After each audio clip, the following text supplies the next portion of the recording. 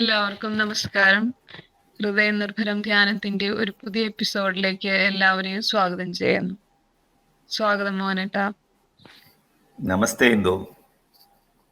ഈ പരിപാടി നമുക്കായി അവതരിപ്പിക്കുന്നത് കേരള ഹാർട്ട്ഫുൾനെസിന്റെ റീജിയണൽ ഫെസിലിറ്റേറ്ററായ ശ്രീ കെ എ മോഹൻ. ഈ പരിപാടിയിൽ പതിവ് പോലെ 2 സെഗ്മെന്റുകളാണുള്ളത്. ആദ്യം ഒരു ചോദ്യോത്തരവേളയും അതിനുശേഷം ഓഫ്ലൈനായി സത്സംഗവും 9 മണി മുതൽ 9:15 വരെ സാർവലൗകിക പ്രാർത്ഥനയും. ഓക്കെ, അപ്പോ നമുക്കൊരു സെൻട്രിങ് ചെയ്തതിനു ശേഷം പരിപാടിയിലേക്ക് കടക്കാം. മൃദുവായി കണ്ണുകൾ അടയ്ക്കുക.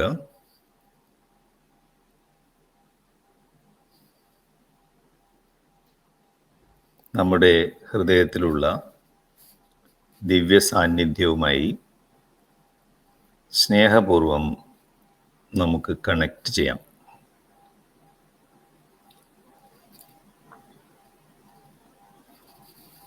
ഇനി ഈ ഒത്തുചേരലിൽ പങ്കെടുക്കുന്ന എല്ലാവരുടെയും ഹൃദയവുമായി സ്നേഹപൂർവം നമുക്ക് കണക്ട് ചെയ്യാം.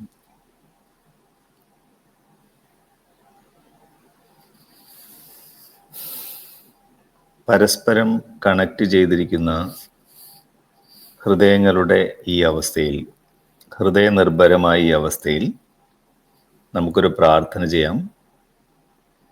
നമ്മുടെ ഈ ഒത്തുചേരൽ എല്ലാവരുടെയും സമഗ്രമായ പുരോഗതിക്ക് അനുയോജ്യമാകട്ടെ. ഈ സങ്കല്പത്തിൽ നമുക്ക് 2 മിനിറ്റ് നേരം പ്രാർത്ഥനാ നിർഭരമായിട്ടിരിക്കാം.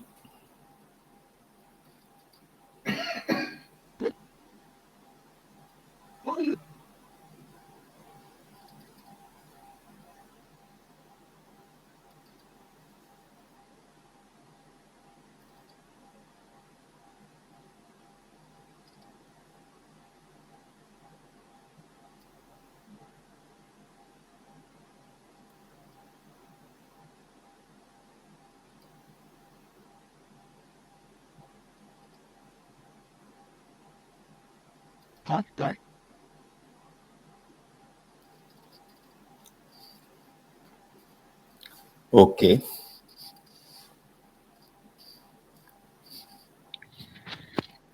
ഇനി ഈ ആഴ്ചയിലെ ചോദ്യത്തിലേക്ക് കടക്കാം. ഈ ആഴ്ചയിലെ ചോദ്യം പരിശുദ്ധിയെ കുറിച്ചുള്ളതാണ്. അതായത് പരിശുദ്ധി എന്ന സംഗതി ആത്മീയതയിൽ വളരെ പരമപ്രധാനമാണല്ലോ. അതായത് ശാരീരികവും മാനസികവും ആത്മീയമായ പരിശുദ്ധിയെ കുറിച്ച് നമ്മൾ പലപ്പോഴും സംസാരിക്കാറുണ്ട്. മുമ്പ് പല എപ്പിസോഡുകളിലും മോനേട്ടാനെ കുറിച്ച് സംസാരിച്ചിട്ടുണ്ട്, പരിശുദ്ധി തുടങ്ങിയ സംഗതികൾ. അപ്പോൾ നമ്മുടെ ഹാർട്ട്ഫുൾനെസ് രീതിയിൽ പരിശുദ്ധി എന്നതുകൊണ്ട് എന്താണ് ഉദ്ദേശിക്കുന്നത്? അതുപോലെ തന്നെ ഒരു ആത്മീയ സാധകൻ ജീവിതത്തിലുടനീളം തൻ്റെ ആത്മീയ പരിശുദ്ധിയെ എങ്ങനെയാണ് കാത്തു സൂക്ഷിക്കുക? അതിനെക്കുറിച്ചൊന്ന് സംസാരിക്കാമോ ഞങ്ങൾ?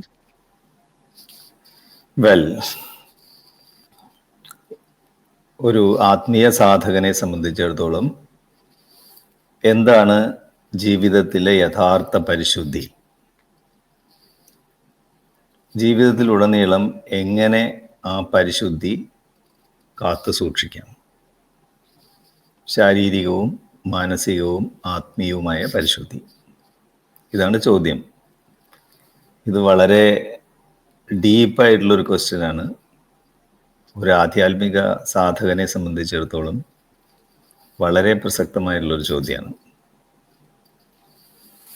ഒറ്റ വാചകത്തിൽ ഉത്തരം പറയുകയാണെങ്കിൽ, നമ്മുടെ ദിവ്യമായ ആന്തരിക പ്രകൃതിക്ക്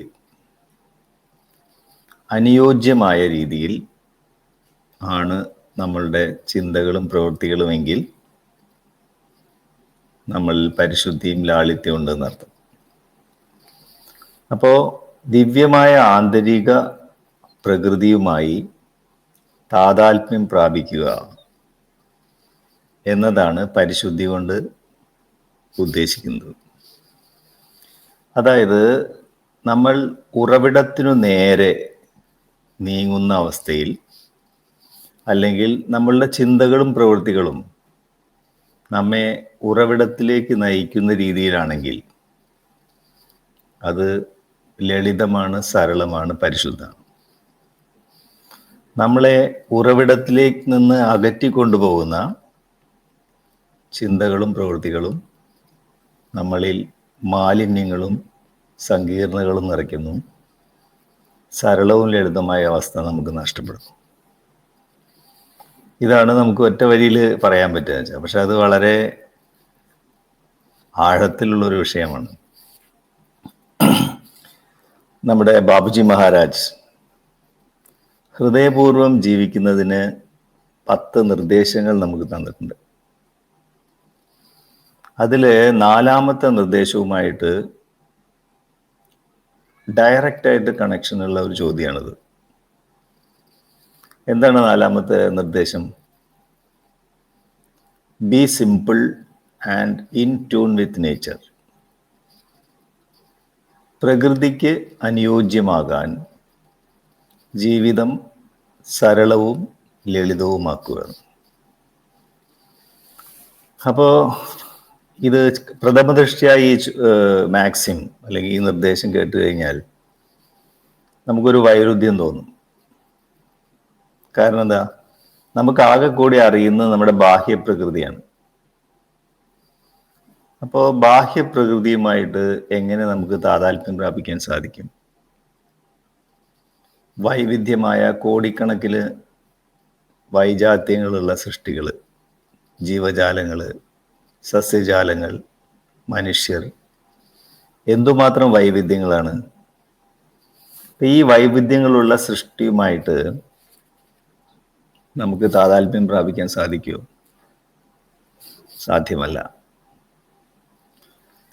പിന്നെയോ, പ്രകൃതിയെ നമുക്ക് കീഴടക്കാൻ സാധിക്കുമോ? മനുഷ്യൻ എന്ന് പറയുന്നത് പ്രകൃതിയുടെ ഭാഗമാണ്. അപ്പോൾ പ്രകൃതിയെ നമ്മൾ കീഴടക്കുക എന്ന് പറഞ്ഞാൽ നമ്മുടെ ഒരു ശരീരഭാഗം മറ്റൊരു ശരീരഭാഗവുമായിട്ട് മത്സരിക്കുന്ന പോലെയാണ്. നമ്മുടെ കണ്ണ് നമ്മുടെ ചെവിയോട് മത്സരിക്കുക എന്ന് വിചാരിക്കുക. നമ്മുടെ കൈകൾ നമ്മുടെ മൂക്കിനോട് മത്സരിക്കുക എന്ന് വയ്ക്കുക. അപ്പോൾ പ്രകൃതിയോട് മത്സരിക്കുക അല്ലെങ്കിൽ പ്രകൃതിയെ കീഴടക്കുക എന്ന് പറയുന്നതും അസാധ്യമാണ്. അപ്പോൾ പ്രകൃതിയോട് താതാത്മ്യം, ബാഹ്യപ്രകൃതിയോട് താതാത്മ്യം പ്രാപിക്കാനോ പ്രകൃതിയെ കീഴടക്കാനോ നമുക്ക് സാധ്യമല്ല. നമുക്ക് ചെയ്യാൻ പറ്റുന്നത് പ്രകൃതിയായിട്ട്, ഈ വൈവിധ്യമാർന്ന സൃഷ്ടികളായിട്ട് നമുക്ക് സഹകരിക്കാം. സഹവർത്തിത്വം, സഹജീവിതം, സഹകരണം, ഇതൊക്കെ നമുക്ക് സാധിക്കുള്ളൂ. ഇപ്പം നമ്മുടെ ഉള്ളിലേക്ക് നമ്മൾ തിരിഞ്ഞാൽ ഇത് നമുക്ക് ബോധ്യവും. അതായത് നമ്മുടെ ഹൃദയം, നമ്മുടെ കിഡ്നി, ലിവർ, പാൻക്രിയാസ്, ശ്വാസകോശങ്ങൾ, ഈ അവയവങ്ങളൊക്കെ എത്രമാത്രം പരസ്പരം സഹകരിച്ചുകൊണ്ട്, അതിൻ്റെ എല്ലാം ഉദ്ദേശം എന്താണ്? സഹകരണത്തിൻ്റെ. ഇപ്പം നമ്മുടെ ശരീരത്തിലെ ഓരോ കോശങ്ങളും എന്താണ് അതിൻ്റെ ഉദ്ദേശം?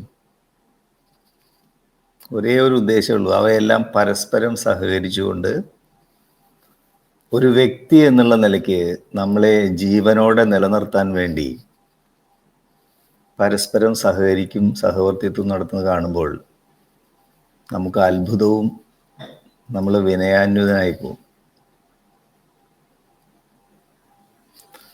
അപ്പോൾ അതിന് നമ്മളെ നിലനിർത്തുക എന്നുള്ള ഒരൊറ്റ ഉദ്ദേശമേ ഉള്ളൂ. അതിലാണ് ഈ സഹകരിക്കുന്നത്. അതുപോലെ നമ്മൾ വിരാട് പുരുഷൻ അല്ലെങ്കിൽ ഈശ്വരൻ്റെ ശരീരത്തിലെ ഓരോ രക്താണുക്കൾ പോലെയാണ് നമ്മൾ ഓരോരുത്തരും. അപ്പം നമ്മുടെ ഉദ്ദേശം എന്താണ്? വിരാട് പുരുഷൻ അല്ലെങ്കിൽ ഈശ്വരനെ നിലനിർത്തുക എന്നുള്ളത്. അവരൊറ്റ ഉദ്ദേശമുള്ളൂ നമുക്ക്. അപ്പോൾ നമ്മൾ പരസ്പരം സഹകരിക്കേണ്ടതിൻ്റെയും സഹവർത്തിത്വത്തിൻ്റെയും ആവശ്യം നമുക്ക് ബോധ്യമാവും. അപ്പോൾ നമ്മുടെ നിലനിൽപ്പ്, ഈശ്വരൻ്റെ നിലനിൽപ്പ്, ഇത് രണ്ടും പരസ്പര പൂരകങ്ങളാണ്. അതായത് പ്രകൃതിയുടെ ഒരു മിനിയേച്ചർ ഫോമാണ് മനുഷ്യൻ എന്ന് പറയുന്നത്. ഇത് മനസ്സിലാവുമ്പോൾ തന്നെ നമുക്ക് സഹകരണവും സഹവർത്തിത്വവും കോപ്പറേഷൻ, അതിൻ്റെ അർത്ഥം നമ്മുടെ ഉള്ളിലേക്ക് തിരിയും. അപ്പോൾ നമ്മുടെ വിവേകം നമ്മുടെ ഉള്ളിലേക്ക് തന്നെ തിരിക്കുമ്പോഴാണ് ഒരു ആത്മപരിശോധന പോലെ നമുക്ക് ഈ കാര്യങ്ങൾ വ്യക്തമാവുന്നത്. എപ്പോഴും നമ്മൾ ചെയ്യേണ്ടത് എന്താ? നമ്മുടെ വിവേകം നമ്മളിലേക്ക് തിരിക്കണം, പുറത്തേക്കല്ല തിരിക്കേണ്ടത്, മറ്റുള്ളവരിലേക്കല്ല തിരിക്കേണ്ടത് എന്ന് നമുക്ക് വ്യക്തമാണ് നമ്മളെ നിരീക്ഷിക്കുമ്പോൾ തന്നെ. രാമായണത്തില് ഈ നമ്മുടെ വിവേകം നമ്മുടെ ഉള്ളിലേക്ക് തിരിക്കേണ്ടതിൻ്റെ ആവശ്യകതയെക്കുറിച്ച് മനോഹരമായിട്ടുള്ള ഒരു കഥാഭാഗമുണ്ട്. രാമായണത്തിൻ്റെ രാവണ യുദ്ധം കൊടുമ്പിരി കൊണ്ടിരിക്കുന്ന സമയം രാമനും ലക്ഷ്മണനും ഈ വാനരസേനയും കൂടി രാവണന്റെ ലങ്കാ സൈന്യത്തിന് നേരെ വിനാശം വിതച്ചുകൊണ്ടിരിക്കുകയാണ്. ആ സമയത്ത് രാവണന്റെ അനിയനായിട്ടുള്ള കുംഭകർണൻ, അദ്ദേഹം സുഖമായിട്ട് ഉറങ്ങുകയാണ്. അദ്ദേഹത്തിന് 6 മാസം ഉറക്കവും 6 മാസം ഭക്ഷണമാണ് അദ്ദേഹത്തിൻ്റെ ഹോബി.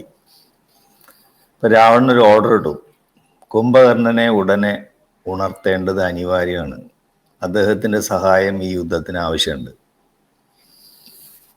അപ്പോൾ അദ്ദേഹത്തിന് ഉണർത്താൻ പറഞ്ഞു. അപ്പോൾ ചണ്ട കൊട്ടി നോക്കി, അദ്ദേഹത്തിനെ കുന്തം കൊണ്ട് കുത്തി നോക്കി, ശബ്ദമൊക്കെ ഉണ്ടാക്കി നോക്കി, അദ്ദേഹം ഉണരുന്നില്ല.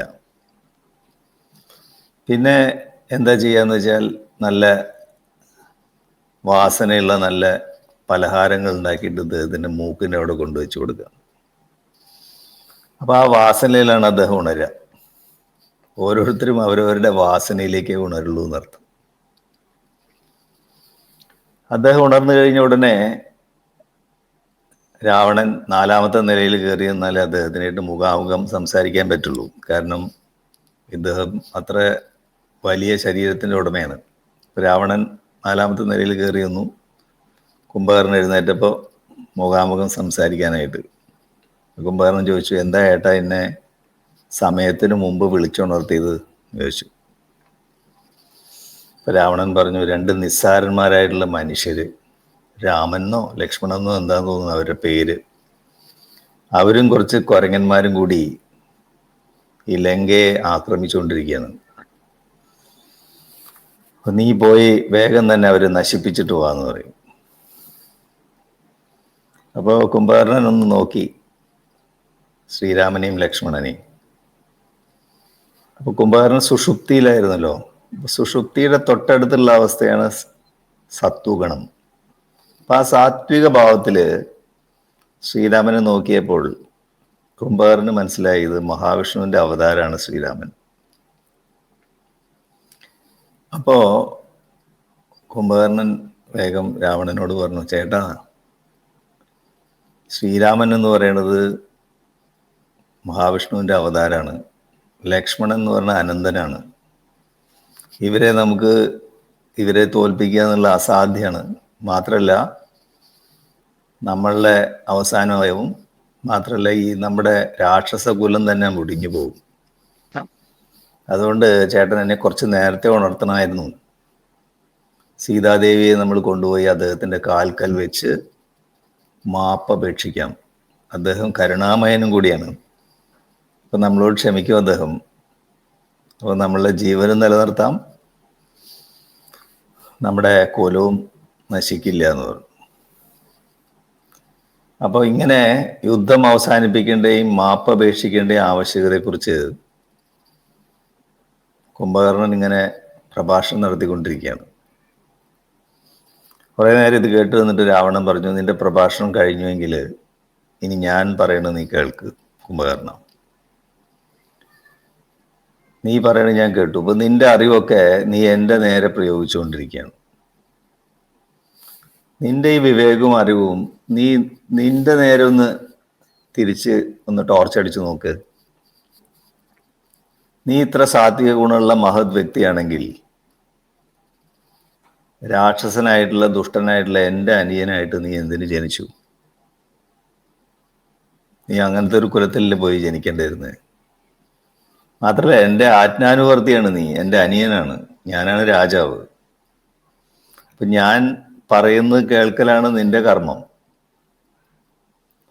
അപ്പോ നീ നിന്റെ വിവേകം നിന്റെ ഉള്ളിലേക്ക് ഒന്ന് തിരിക്കേ, നീ അത് എൻ്റെ നേരെ തിരിച്ചു വിടാതിരിക്കേ എന്ന് പറഞ്ഞു. ഇത് കേട്ടപ്പോഴാണ് കുംഭകർണന് മനസ്സിലായി, ശരിയാണല്ലോ ഇത്. ഏട്ടാ, ശരിയാണ് ഏട്ടൻ പറഞ്ഞത്, ഞാനിപ്പം തന്നെ യുദ്ധത്തിന് പോവാന്ന് പറയും. അങ്ങനെ കുംഭകർണൻ ശ്രീരാമൻ്റെ നേരെ അലറിയെടുക്കാണ്. രാമായണത്തിൽ പറയണത്, ശ്രീരാമൻ 4 അസ്ത്രങ്ങൾ ഒരുമിച്ച് പ്രയോഗിച്ചു. ആദ്യത്തെ അസ്ത്രത്തില് കുംഭകർണന്റെ 2 കൈകളും മുറിച്ചു കളഞ്ഞു. കൈകൾ മുറിച്ച എന്താണ്? കർമ്മങ്ങൾ അവസാനിച്ചു, അദ്ദേഹത്തിന്റെ കർമ്മങ്ങളേറ്റു. അടുത്ത അസ്ത്രം കൊണ്ട് 2 കാലുകൾ മുറിച്ചു കളഞ്ഞു. കാലുകൾ മുറിച്ച് അദ്ദേഹത്തിനെ കാലാതീതനാക്കി, അതായത് സമയത്തിന് അതീതനാക്കി മാറ്റി നിർത്തും. നടക്കാൻ പറ്റില്ലല്ലോ. കാലം എന്ന് പറയുന്നത് എന്താണ്? 2 ചലനത്തിന്റെ ഇടയ്ക്കുള്ള ഗ്യാപ്പിനെയാണ് നമ്മൾ കാലം അല്ലെങ്കിൽ സമയം എന്ന് പറയുന്നത്. അപ്പൊ ചലനമില്ലെങ്കിലോ സമയമില്ല എന്നർത്ഥം. അപ്പോൾ കാലാതീതനാക്കി, കാലുകൾ മുറിച്ചുകൊണ്ട്. അടുത്ത അസ്ത്രം കഴുത്ത് മുറിച്ച് കളഞ്ഞു, ബുദ്ധിക്ക് അതീതനാക്കി, തല മുറിച്ച് കളഞ്ഞിട്ട്. 4-മത്തെ അസ്ത്രം നേരെ ഹൃദയത്തിൽ പോയി, ഹൃദയം തകർത്ത് ആ ആത്മാവ് ഒരു പ്രകാശ രൂപത്തിൽ പുറത്തേക്ക് വന്നു. അത് നേരെ ശ്രീരാമനിൽ വന്ന് ലയിച്ചു എന്നാണ് കഥ. അങ്ങനെ കുംഭകർണന് മോക്ഷപ്രാപ്തി. കണ്ടു നിന്നവർക്ക് പോലും മോക്ഷപ്രാപ്തി തരുന്ന തരത്തിലുള്ള ഒരു അനുഭവമായിരുന്നു എന്നാണ് വാത്മീകി അത് വർണ്ണിച്ചിട്ടുള്ളത്. അപ്പൊ എന്തെന്ന് നമ്മൾ മനസ്സിലാക്കേണ്ടത്, നമ്മുടെ വിവേകം നമ്മൾ നമ്മുടെ ഉള്ളിലേക്ക് തന്നെ തിരിക്കണം, മറ്റുള്ളവരുടെ നേരെ അല്ലാതെ ഇരിക്കേണ്ടതെന്ന് അർത്ഥം. അപ്പൊ നമുക്ക് നമ്മുടെ ഉദ്ദേശവും ലക്ഷ്യങ്ങളും വ്യക്തമാവും. ധ്യാനത്തിന്റെ ഐഡിയ തന്നെ അതാണ്. അപ്പോ നമ്മളെ ചോദ്യം എന്തായിരുന്നു? ബാഹ്യപ്രകൃതിയെ ആയിട്ട് താതാത്മ്യം പ്രാപിക്കാൻ നമുക്ക് സാധ്യമല്ല എന്ന് പറഞ്ഞു. അതിനെ കീഴടക്കാനും സാധ്യമല്ല. അപ്പൊ ബാബുജി മഹാരാജ് ഇവിടെ പ്രകൃതിക്ക് അനുയോജ്യമാകാൻ ജീവിതം സരളവും ലളിതമാക്കുക എന്ന് പറയുന്നതിലെ പ്രകൃതി എന്നുകൊണ്ട് അദ്ദേഹം ഉദ്ദേശിച്ചിട്ടുള്ളത് എന്താണ്? നമ്മുടെ ആദി പ്രകൃതിയാണ്. നമ്മൾ ഈ ജീവിതം എന്ന സാഹസിക യാത്ര തുടങ്ങുന്നതിന് മുമ്പുള്ള നമ്മുടെ ഒറിജിനൽ നേച്ചർ, ആദി പ്രകൃതി അല്ലെങ്കിൽ സമാധി. സമാധി എന്ന് പറഞ്ഞാൽ, സമം എന്ന് പറഞ്ഞാൽ എന്താണ്? സന്തുലിതാവസ്ഥ. ആദി എന്ന് പറഞ്ഞാൽ സൃഷ്ടിക്ക് മുമ്പുണ്ടായിരുന്ന പരിപൂർണ സന്തുലിതാവസ്ഥ, ലാളിത്യം, സരളത. അതാണ് ആദിപ്രകൃതിയുടെ സ്വഭാവം. ആ ആദിപ്രകൃതിയുമായിട്ട് താതാത്മ്യം പ്രാപിക്കുക എന്നാണ് അദ്ദേഹം ഉദ്ദേശിച്ചിട്ടുള്ളത്. ബാഹ്യപ്രകൃതി അല്ല, നമുക്കപ്പോൾ മനസ്സിലാവും. ഈ ആദിപ്രകൃതിക്ക് സ്ത്രീതത്വമാണ്, ഫെമിനിൻ പ്രിൻസിപ്പിളാണ് അതിന്. അതിൻ്റെ പഞ്ചഭൂതം എന്ന് പറയുന്നത് ആകാശമാണ്. നമ്മൾ പറയില്ലേ, സൃഷ്ടി ഉണ്ടായത് ആകാശമാണ് ആദ്യം ഉണ്ടായത്. ആകാശത്തിൻ്റെ ചലനം വായുവിന് കാരണമായി, വായുവിൻ്റെ ചലനം അഗ്നിക്ക് കാരണമായി, അഗ്നിയുടെ ചലനം ജലത്തിന് കാരണമായി, ജലത്തിൻ്റെ ചലനം ഭൂമിക്ക് കാരണമായി. അങ്ങനെ പഞ്ചീകരിക്കപ്പെട്ടു. ആ ഏകത്വം എന്നുള്ള തത്വം പഞ്ചീകരിക്കപ്പെട്ടു എന്ന് പറഞ്ഞു. അപ്പം അതിൽ ആദ്യം ഉണ്ടായ പഞ്ചഭൂതം എന്ന് പറയുന്നത് ആകാശമാണ്, സ്പേസ് എലമെന്റ്. അത് മറ്റ് 4 പഞ്ചഭൂതങ്ങളെക്കാൾ താരതമ്യേന പരിണാമം കൂടുതലുള്ളതാണ്. കാരണം അതാണ് ആദ്യം ഉണ്ടായത്. അതുകൊണ്ട് സ്ത്രീ തത്വം എന്ന് പറയുന്നത് പുരുഷ തത്വത്തെക്കാൾ പരിണമിച്ചതാണെന്ന് അർത്ഥം, ആദിപ്രകൃതി. അതുകൊണ്ട് അതിന് സ്ത്രീ രൂപം അല്ലെങ്കിൽ സ്ത്രീ തത്വമാണ് കൊടുത്തിരിക്കുന്നത്. രാമകൃഷ്ണ പരമഹംസർ അതിനെ കാളിമ എന്ന് വിളിച്ചിരുന്നത് ഈ അർത്ഥത്തിലാണ്. അപ്പോൾ ബൈബിളിലുണ്ട് ആദിയിൽ ദൈവം ആകാശവും ഭൂമിയും സൃഷ്ടിച്ചു എന്നാണ്. അപ്പോൾ ആദ്യം ഉണ്ടായത് ആകാശം എന്നവിടെ പറയുന്നുണ്ട്. അതായത് സ്പേസ് എലിമെൻ്റ്, അല്ലെങ്കിൽ നമ്മൾ ഈതർ എലിമെൻ്റ്, അല്ലെങ്കിൽ ആകാശം എന്ന് പറയുന്നത്. ഇപ്പോൾ ഹാർട്ട്ഫുൾനെസ്സിൽ നോക്കിക്കഴിഞ്ഞാൽ നമ്മൾ 13 ചക്രങ്ങളിലായിട്ട് ഊർജത്തിൻ്റെ ഘനീഭാവവും ചക്രങ്ങൾ പറയുന്നല്ലോ. അതിൽ 13ാമത്തെ കേന്ദ്രമണ്ഡലം, സെൻട്രൽ റീജിയൻ. അതിൻ്റെ തൊട്ട് മുമ്പുള്ളത് 12ാമത്തെ ചക്രം, അത് ആകാശം എന്നാണ് അതിലത്തെ പഞ്ചഭൂതം. അപ്പം ആകാശത്തിൻ്റെ സൂക്ഷ്മമായ കണികകൾ കൊണ്ടാണ് 12ാമത്തെ ചക്രം നിർമ്മിച്ചിട്ടുള്ളത്. 11ാമത്തെ ചക്രം ഭൂമിയാണ്, 10ാമത്തെ ചക്രം വായുവാണ്, 9ാമത്തെ ചക്രം ജലം, 8ാമത്തെ ചക്രം അഗ്നി. പിന്നീട് ഇതേ പഞ്ചഭൂതങ്ങൾ ആവർത്തിക്കുകയാണ്. അതായത് ഊർജം പല പല ലെവലിൽ ഘനീഭവിച്ചു. അങ്ങനെയാണ് സൃഷ്ടി ഉണ്ടായത് അർത്ഥം. ആ ഘനീഭാവത്തിനനുസരിച്ച് അതിൽ മാലിന്യങ്ങളും സങ്കീർണതകളും കലർന്നു എന്നർത്ഥം. ഇനി ഈ ആദിപ്രകൃതി നമ്മൾ പറഞ്ഞു, അത് സ്ത്രീ തത്വമാണെന്ന്. ഈ ആദിപ്രകൃതി സൃഷ്ടിക്കുള്ള അഭിവാഞ്ച കൊണ്ട് ഈശ്വരൻ അല്ലെങ്കിൽ പുരുഷതത്വം ഈ ആദിപ്രകൃതി എന്ന സ്ത്രീ തത്വത്തിൽ ഇടപെട്ടു.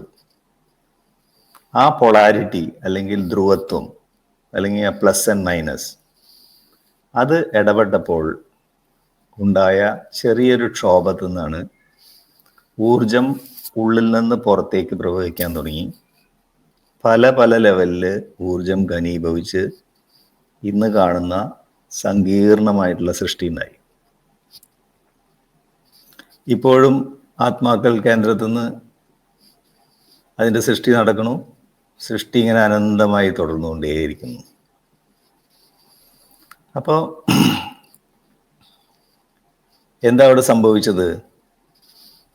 ഊർജം ഉള്ളിൽ നിന്ന്, ഇപ്പോൾ സ്ത്രീ തത്വത്തിൽ ഊർജം ഉള്ളിൽ നിന്ന് പുറത്തുനിന്ന് ഉള്ളിലേക്ക് പ്രവഹിക്കും.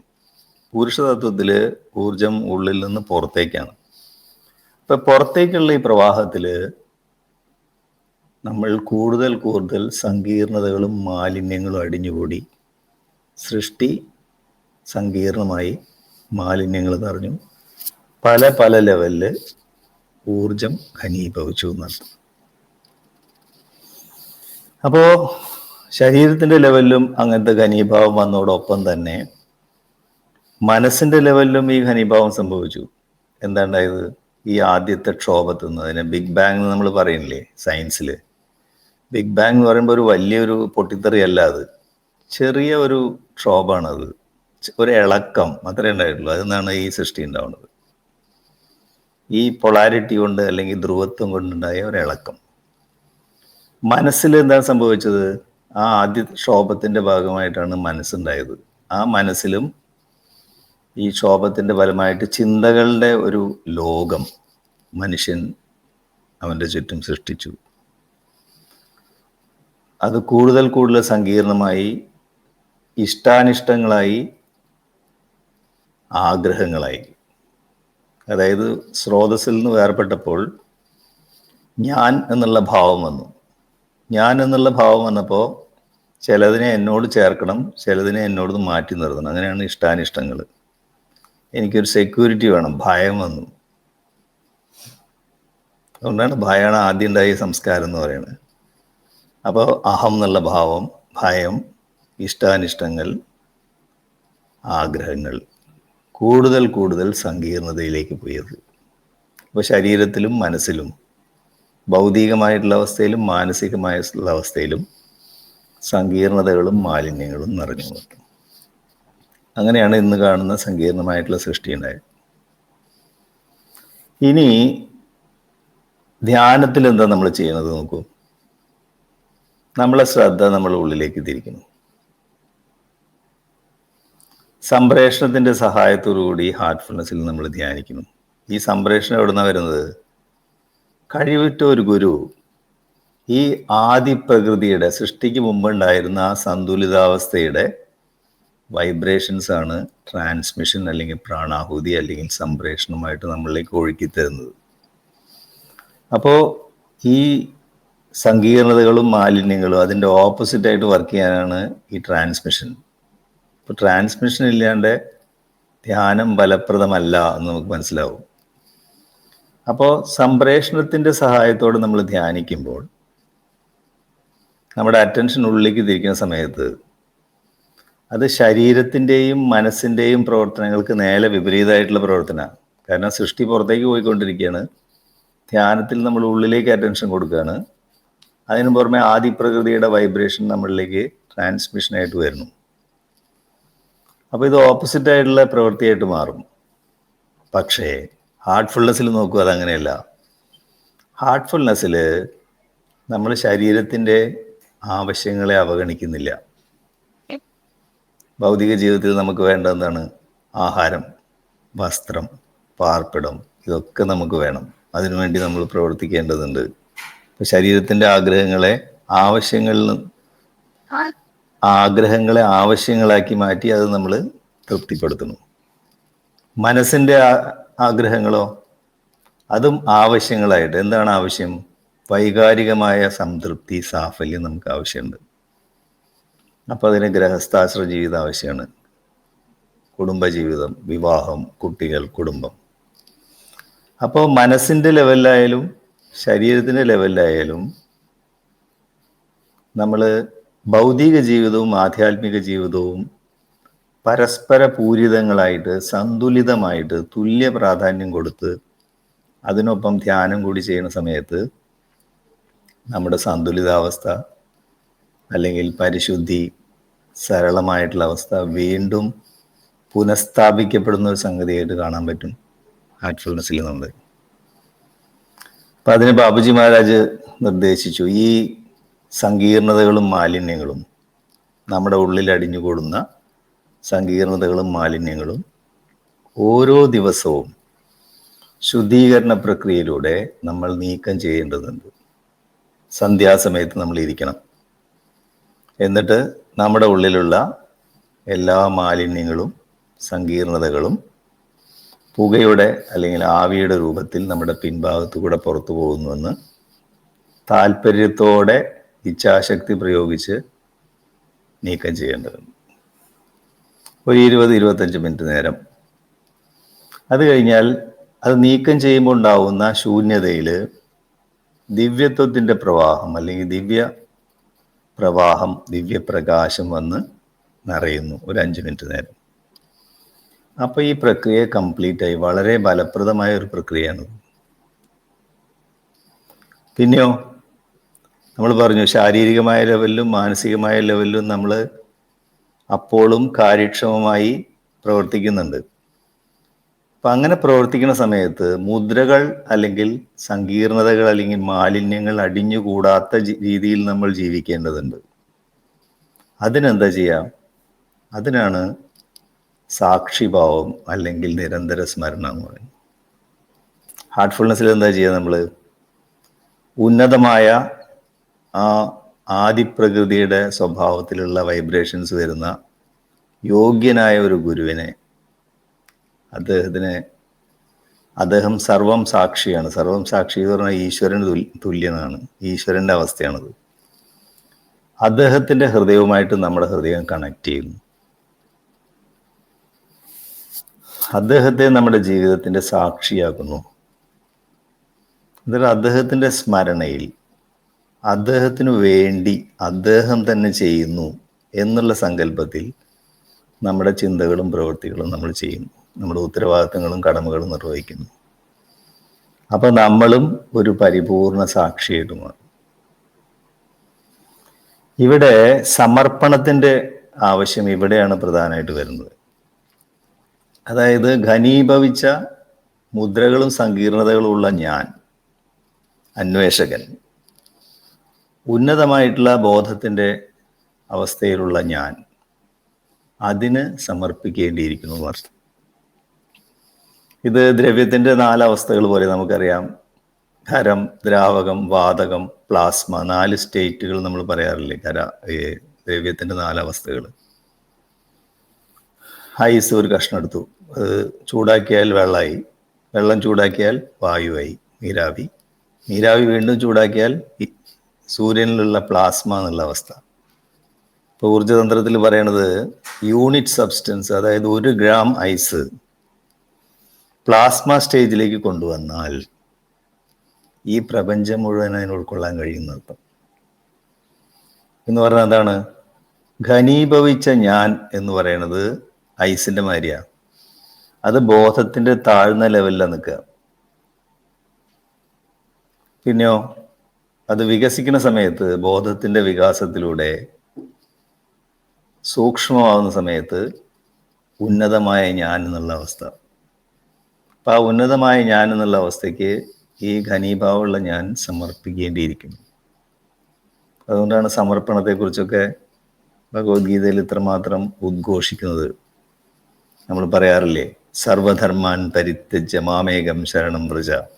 എല്ലാ ധർമ്മങ്ങളും പരിത്യജിച്ച് അർജുന നീ എനിക്ക് കീഴടങ്ങൂ, സമർപ്പിക്കൂ. അതുപോലെ കാലോസ്മി ലോകക്ഷേകൃത് പ്രവർത്തോ, അർജുന ഞാൻ കാലമാകുന്നു, ഞൊടിയിട കൊണ്ട് ഞാൻ പ്രപഞ്ചങ്ങൾ സൃഷ്ടിക്കുന്നു, നശിപ്പിക്കുന്നു. അങ്ങനെയുള്ള എനിക്ക് നിന്റെ ഈ കാലം 80 കൊല്ലോ 100 കൊല്ലോ വേണ്ട വിധം സംരക്ഷിച്ച് കൊണ്ടു നടക്കാൻ കഴിയും. പക്ഷെ ആ സമയം നീ എനിക്ക് അടിയറവ് വയ്ക്കണം എന്ന് പറയണം. അതായത് അനന്തത നമ്മുടെ ഹൃദയത്തിൽ കൊണ്ടുവരികയാണെങ്കിൽ അതാണ് സമർപ്പണം എന്ന് പറയുന്നത്. നമ്മളും അനന്തമാവും. കുംഭകർണന്റെ കഥയിൽ പറഞ്ഞ പോലെ കാലാതീതനാവും നമ്മൾ. അതാണ് സമർപ്പണത്തിൻ്റെ മഹിമ. നമ്മുടെ ഭൗതിക ജീവിതത്തിൽ നമുക്ക് തോന്നും സമർപ്പണം എന്ന് പറയുന്നത് ഒരു ദൗർബല്യമായിട്ട് തോന്നും. പക്ഷെ ആത്മീയ ജീവിതത്തിൽ സമർപ്പണമില്ലാതെ നമുക്ക് മുന്നോട്ട് പോകാൻ സാധ്യമല്ല. ഇപ്പോൾ ഹാർട്ട്ഫുൾനെസ് പരിശീലനത്തിന് നോക്കൂ, ഓരോ പരിശീലനവും എത്ര ഉദാത്തമായ കാര്യങ്ങളിലേക്കാണ് വിരൽ ചൂണ്ടുന്നത്. മെഡിറ്റേഷൻ നമ്മളെ മനസ്സ് എന്ന സൂക്ഷ്മ ശരീരത്തിനെ അനുഭവങ്ങളിലേക്ക് കൊണ്ടുപോകുന്നു, ഫീലിങ്സിലേക്ക്. അതിൻ്റെ പരിണാമമാണത്. ശുദ്ധീകരണ പ്രക്രിയ ബുദ്ധിയെ സങ്കീർണതകളും മാലിന്യങ്ങളും നീക്കം ചെയ്ത് വിവേകം ആക്കി മാറ്റുന്നു. ബുദ്ധി എന്ന സൂക്ഷ്മ ശരീരം വികാസം പ്രാപിക്കും. പ്രാർത്ഥന കൊണ്ട് അഹം എന്നുള്ള ഭാവത്തിനെ സ്നേഹവും വിനയവുമായിട്ട് പരിവർത്തനം ചെയ്യുന്നു. അപ്പം അഹം എന്നുള്ള സൂക്ഷ്മ ശരീരവും പരിവർത്തനപ്പെടുന്നു. ഇപ്പം മെഡിറ്റേഷൻ, ക്ലീനിങ് പ്രയർ, മനസ്സ്, ബുദ്ധി, അഹങ്കാരം എന്നുള്ള ഈ 3 സൂക്ഷ്മ ശരീരങ്ങൾ പ്രവർത്തിച്ച് അതിനെ വികസിപ്പിക്കുന്നു. അങ്ങനെ വികാസം സംഭവിച്ച വ്യക്തിയുടെ ആന്തരിക പ്രകൃതി എന്താണ്? പരിശുദ്ധിയും ലാളിത്യവും. Thank you. നമസ്കാരം. വളരെയധികം നന്ദി മോനേട്ട. എനിക്ക് തോന്നുന്നു ഈ ഒരു പുതിയ ആംഗ്ലോ കിട്ടിയ പോലെ തോന്നി ഈ ഒരു സംഭാഷണത്തിലൂടെ. എന്തായാലും വളരെയധികം നന്ദി. ഇനി നമുക്ക് സത്സംഗത്തിലേക്ക് കടക്കാം.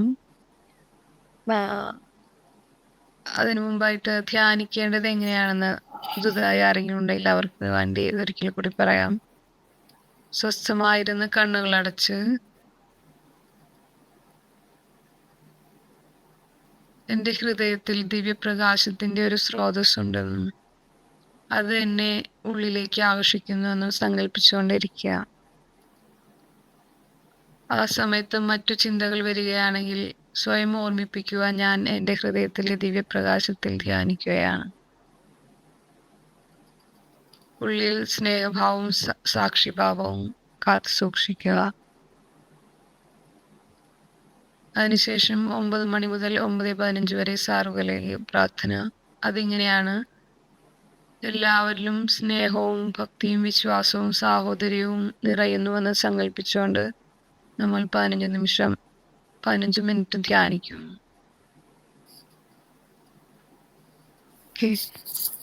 അപ്പോൾ നമുക്ക് 9 മണി വരെ നമുക്ക് ധ്യാനിക്കാം.